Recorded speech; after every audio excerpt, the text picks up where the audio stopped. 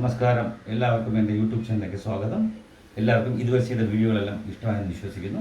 ഞാൻ ഇന്ന് ചെയ്യാൻ പോകുന്ന വീഡിയോ കുറച്ച് വളരെ സങ്കീർണമായ ഒരു വിഷയം നമ്മുടെ നാട്ടിൽ നടന്നുകൊണ്ടിരിക്കുകയാണ്. ചിക്കൻ ഷവർമയെക്കുറിച്ച് പല കടകളിലും മുനിസിപ്പാലിറ്റി റെയ്ഡ് ചെയ്യുന്നു, കടകൾ അടയ്ക്കുന്നു, ആൾക്കാർക്ക് കൺസേൺഡാണ്. അതുപോലെ റീറ്റെയിലേഴ്സും ഷെഫ്സും കൺസേൺഡാണ്. അപ്പം എന്താണ് അതിലൊരു പ്രതിവിധി എന്നുള്ളതിനെക്കുറിച്ച് ചെറിയൊരു അവയർനെസ് ക്ലാസ്സാണ്. ഇതെല്ലാവർക്കും ഇഷ്ടമായെങ്കിൽ, ഈ വീഡിയോ ഇഷ്ടപ്പെടുന്നെങ്കിൽ ദയവേത് ഇത് ഷെയർ ചെയ്യുക, മാക്സിമം ആൾക്കാരിലേക്ക് ഇത് എത്തിക്കുക.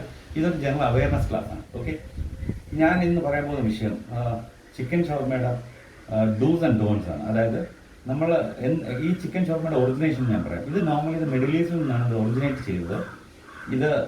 ആദ്യം ഒറിജിനേറ്റ് ചെയ്തത് സിറിയയിലാണ്, പിന്നെ ഇത് ടർക്കിയിലേക്ക് വന്നു, പിന്നെ മിഡിൽ ഈസ്റ്റിലേക്ക് വന്നു.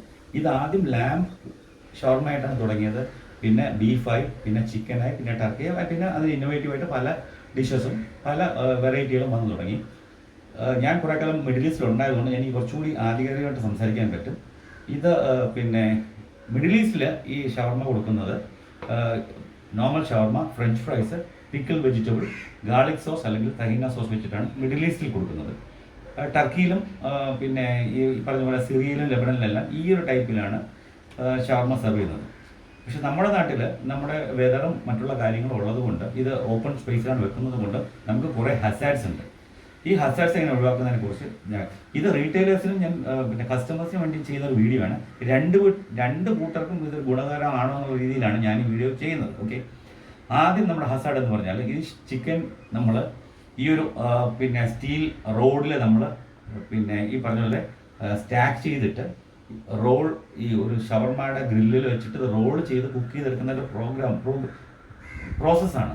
ഇതിൻ്റെ നമ്മൾ വെച്ചിട്ടുള്ള ഷാർപ്പ് നൈഫ് കൊണ്ട് ഇതിനെ ഓരോ സൈഡിൽ നിന്ന് എഡ്ജിൽ നിന്ന് നമ്മൾ പിന്നെ കട്ട് ചെയ്ത് ആ ട്രേയിലിട്ടിട്ട് അവിടെ വെച്ച് ഒന്നുകൂടി ചൂടാക്കി, പിന്നെ ഈ ഷവർമ ബ്രെഡോ പിറ്റ ബ്രെഡ് ഇതിനെ നമ്മൾ ഗ്രിൽ വെച്ചൊന്ന് ചൂടാക്കിയിട്ട് ഇതിനകത്ത് ചിക്കൻ ഷവർമ വെക്കുന്നു, ഈ വെജിറ്റബിൾ വെക്കുന്നു, റോൾ ചെയ്യുന്നു, പിന്നെ പേപ്പറിൽ പൊതിഞ്ഞ് കൊടുക്കുന്നു. ഓക്കെ, ഇതാണ് നോർമൽ പ്രോസസ്സ്. ഇനി ഇതിനകത്തുള്ള ഹസാഡ്സ് എന്ന് വെച്ചാൽ ഇതിനകത്ത് ഈ ചിക്കൻ്റെ പ്രോസസ്സ് എന്ന് വെച്ചാൽ ഈ എക്സ്റ്റീരിയർ പാർട്ട് മുഴുവൻ കുക്കാവുകയും ഇന്നർ പാർട്ട് കുക്കാവുകയും ചെയ്യുന്ന പ്രോസസ്സാണ്.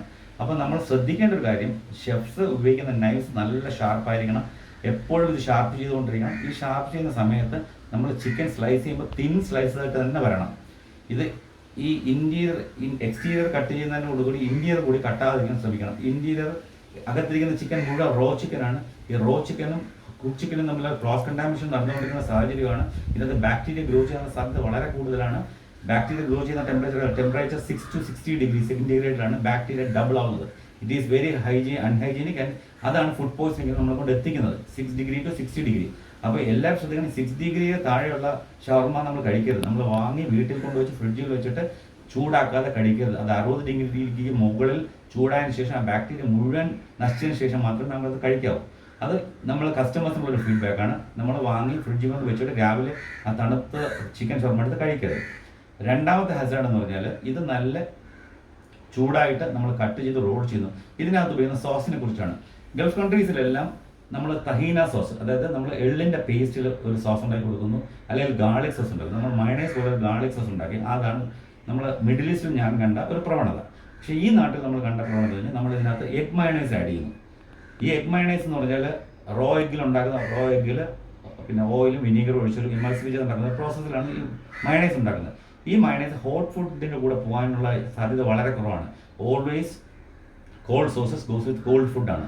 അപ്പോൾ ഈ മയണൈസ് ചിക്കൻ ഷവർമയിൽ പോവില്ല.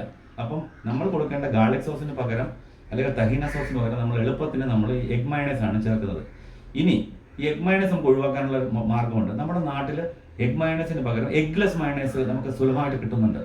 ആ എഗ്ലെസ് മയണൈസ് യൂസ് ചെയ്താൽ ഇത്രയും നമുക്ക് റിസ്ക് ഫാക്ടർ ഒഴിവാക്കാം. ഈ ഹോട്ട് ഫുഡ്, ഒന്നാമത് ഈ ചിക്കൻ ഹോട്ടും കോൾഡും മീൻസ് കുക്ക്ഡും അൺകുക്ക്ഡും ക്രോസ് കണ്ടാമിനേഷൻ്റെ കൂടെ നമ്മൾ ഇതിൻ്റെ കൂടെ എഗ് മയണൈസ് കൂടെ ആഡ് ചെയ്യുമ്പോൾ ഇത് കണ്ടാമിനേഷൻ പ്രോസസ് കൂടുതലാകാനാണ് സാധ്യത. അതാണ് റിസ്ക് ഫാക്ടർ. അപ്പോൾ നമ്മൾ അത് അവോയ്ഡ് ചെയ്യാമെങ്കിൽ നമുക്ക് കുറച്ചുകൂടി ക്ലിയർ ആയിട്ട് നല്ല ഹെൽത്തി ഫുഡ് കഴിക്കാൻ സാധിക്കും. ഓക്കെ, അപ്പോൾ നമ്മൾ എന്ത് ചെയ്യണം, ഈ മയണൈസ് ഒഴിവാക്കിയിട്ട് എഗ്ലെസ് മയണൈസോ ഗാർലിക് സോസോ തഹീനോ സോസോ ഉണ്ടാക്കി ഈ ചിക്കൻ ഷവർമ കൊടുത്തു കഴിഞ്ഞാൽ ക്ലയൻസിനും അത് ഗുണകരമായിരിക്കും, റീറ്റെയിലേഴ്സിനും ഷെഫ്സിനും എല്ലാം വളരെ ഗുണമായിരിക്കും. അവർക്ക് വളരെ ഹെൽത്തി ആയിട്ടുള്ള ഒരു പ്രോഡക്റ്റ് നമുക്ക് ജനങ്ങളിൽ എത്തിക്കാൻ സാധിക്കും. അപ്പോൾ ഈ ഒരു കാര്യങ്ങൾ വളരെ ശ്രദ്ധിക്കുക. ഇനി ഒരു ഇമ്പോർട്ടൻറ്റ് ഫാക്ടർ ഞാൻ റീറ്റെയിലേഴ്സിന് പറഞ്ഞുതരാം. റീറ്റെയിലേഴ്സ് പൊതുവെ എന്താണ് ചെയ്യുന്നത്, നമ്മളൊരു 10 കിലോ ഷവർമ നമ്മൾ ഇന്ന് ഉപയോഗത്തിലെടുത്തു എന്ന് വിചാരിക്കട്ടെ, ആ 10 കിലോ ഷവർമ തീർക്കാനുള്ള ശ്രമം നമ്മൾ നോക്കണം. ഇല്ലെങ്കിൽ നമ്മൾ 1 കിലോ 9 കിലോ പോലെ നമ്മൾ 10 കിലോ ഇടരുത്, 9 കിലോ ഇട്ടാൽ മതി, 1/2 കിലോ കുറച്ചിടുക. അപ്പോൾ എന്താ ലെഫ്റ്റ് ഓവർ വരില്ല. ലെഫ്റ്റ് ഓവറിലാണ് ഈ ക്ലയൻസിൻ്റെയും റീറ്റെയിലേഴ്സിൻ്റെയും ഹസാഡ് വരുന്നത്. ഹസാഡ് എന്തുവാണ്? ഈ നമ്മൾ ഷവർമ, ബാക്കി വന്ന ഷവർമ നമ്മൾ ഒരുപക്ഷെ ഇതേപോലെ റോൾ ചെയ്ത് നമ്മൾ ചില്ലറ കൊണ്ട് വെച്ചേക്കാം. അവിടെ നമ്മുടെ കണ്ടാമിനേഷൻ സ്റ്റാർട്ട് ചെയ്യുന്നു. ബാക്ടീരിയ പ്രോസസ്സ് വളരെ വേഗത്തിൽ അതിനകത്ത് ഡെവലപ്പ് ചെയ്യും. അപ്പോൾ എന്ത് ചെയ്യണം? നമ്മൾ ഒന്നുകിൽ ആ ചിക്കനെ കംപ്ലീറ്റ് ഷ്രെഡ് ചെയ്ത് വെക്കുക, എന്നിട്ട് ഫ്രിഡ്ജിൽ വെച്ചാൽ കുഴപ്പമില്ല. ഇല്ലെങ്കിൽ അതിനെ ഡിസ്പോസ് ചെയ്യുക. ഈ കുക്ക്ഡ് ഫുഡും അൺകുക്ക്ഡ് ഫുഡും ഒരുമിച്ച് വെക്കുന്ന പ്രോസസ്സ് ദയവ് ചെയ്ത് ഒഴിവാക്കാനുള്ളൊരു ശ്രമം റീറ്റെയിലേഴ്സിൻ്റെ ഭാഗത്ത് ഉണ്ടാവണം. ഇത് നിങ്ങൾക്ക് റീറ്റെയിലേഴ്സിന് വേണ്ടിയിട്ട് ഞാൻ ചെയ്യുന്ന ഒരു സജഷനാണ്. ഇങ്ങനെ ചെയ്ത് കഴിഞ്ഞാൽ നമുക്ക് ഇവിടെ ഉണ്ടാകുന്ന ഈ ഫുഡ് പോയ്സണിങ് ഒരു പരിധി വരെ നമുക്ക് കുറയ്ക്കാൻ സാധിക്കും. ഓക്കെ, അപ്പം എന്ത് ചെയ്യണം? ചിക്കൻ ഷവർമ ബാക്കി വരുന്നതിന് ഒന്നുകിൽ ഡിസ്പോസ് ചെയ്യുക, അല്ലെങ്കിൽ ഇതിനെ ഫുള്ളി ആയിട്ട് കുക്ക് ചെയ്തതിന് ശേഷം ഷ്രെഡ് ചെയ്ത് വെച്ചിട്ട് പിറ്റേ ദിവസം ചൂടാക്കി എടുക്കാം. 60 ഡിഗ്രിക്ക് മുകളിൽ ചൂടാക്കണം എന്നേ ഉള്ളൂ. അപ്പോൾ ഇതാണ് നമ്മൾ ശ്രദ്ധിക്കേണ്ട കാര്യം. അതുപോലെ വീട്ടുകാരെന്ത് ചെയ്യണം? വീട്ടിൽ വാങ്ങിക്കൊണ്ടുവന്ന ഷവർമ അപ്പം തന്നെ ചൂടോടെ കഴിച്ച് തീർക്കാൻ ശ്രമിക്കുക. ഈ ഫ്രിഡ്ജിൽ വെച്ചിട്ട് പിറ്റേ ദിവസം ചൂടാക്കാതെ കഴിക്കുന്ന ഒരു ശീലം നമുക്ക് മാറ്റിയെടുക്കാം. ഈ വീഡിയോ എല്ലാവർക്കും ഗുണകരമാവുമെന്ന് വിശ്വസിക്കുന്നു. ഇത് മാക്സിമം ഷെയർ ചെയ്യുക. ഇതിനകത്ത് ഞാൻ മാക്സിമം എല്ലാ ടോപ്പിക്കും കവർ ചെയ്തു എന്നാണ് വിശ്വസിക്കുന്നത്. അപ്പോൾ നമുക്കൊരു മോട്ടോ തന്നെ വെക്കാം, ഈറ്റ് ഹെൽത്തി സ്റ്റേ ഹെൽത്തി. അപ്പം നമ്മൾ ഈ വീഡിയോ മാക്സിമം എല്ലാവരിലും എത്തിക്കുക. ഇതെൻ്റെ ഒരു അപേക്ഷയാണ്. ഇത് ഞാൻ കുറേ നാളായിട്ട് വിചാരിച്ചുകൊണ്ടിരിക്കുന്നതാണ് ഇതിനെക്കുറിച്ച് വീഡിയോ ചെയ്യണമെന്ന്. എനിക്ക് ഇന്നാണ് ഒരു സൗകര്യം കിട്ടിയത്. ഞാൻ അതുകൊണ്ട് ഇന്ന് തന്നെ ഈ വീഡിയോ റിലീസ് ചെയ്യും. ഓക്കെ, അപ്പോൾ എല്ലാവരോടും എൻ്റെ വിനീതമായ നമസ്കാരം, നന്ദി.